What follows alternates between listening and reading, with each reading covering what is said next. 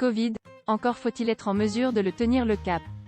Alors que le gouvernement se tourne vers l'après-troisième vague de coronavirus, fixant un calendrier de réouverture des activités sociales et travaillant des nouveaux protocoles sanitaires, le Conseil scientifique alerte sur le risque d'une quatrième vague cet été dans un nouvel avis, transmis au gouvernement jeudi et publié ce vendredi 7 mai.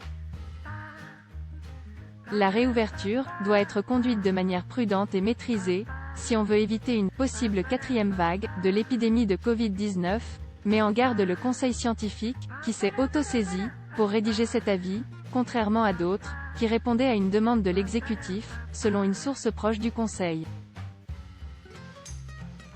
L'instance qui conseille l'exécutif dans la gestion de la crise sanitaire recommande en particulier d'attendre un niveau de vaccination de 35 millions de personnes primo-vaccinées, qui devrait être atteint fin juin, et une réelle baisse de la tension pesant sur le système hospitalier avant de lever largement les mesures de contrôle de l'épidémie.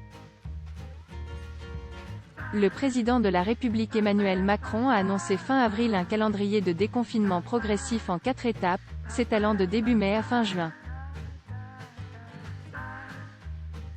La prochaine étape, le 19 mai, prévoit notamment la réouverture de l'ensemble des commerces, des terrasses de cafés et restaurants, des cinémas et théâtres, et le recul du couvre-feu à 21 h.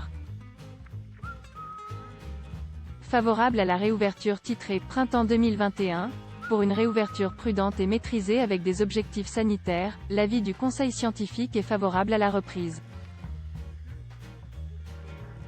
La réouverture des activités économiques et sociales apparaît souhaitable et même nécessaire, car elle répond à de fortes attentes et donne une perspective à l'ensemble de la société, perspective dont les bénéfices psychologiques, sociaux et économiques sont sans doute majeurs, peut-on lire. Mais l'instance présidée par Jean-François Delfraissy s'interroge sur la temporalité du processus, et estime qu'il doit impérativement s'accompagner d'indicateurs sanitaires, alors que le nombre de contaminations et celui de personnes hospitalisées sont en baisse, mais restent à un niveau élevé.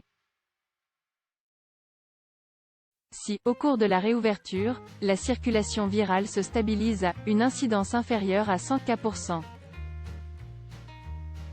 000 habitants par semaine, soit 10 000 nouveaux cas par jour, contre environ 20 000 actuellement, les mois qui viennent seront beaucoup plus faciles à gérer. Dans les cas contraires, ils seront très incertains, insiste l'avis. Une sortie précipitée des mesures de freinage pourrait induire la survenue durant l'été 2021 d'une possible quatrième vague, prévient-il.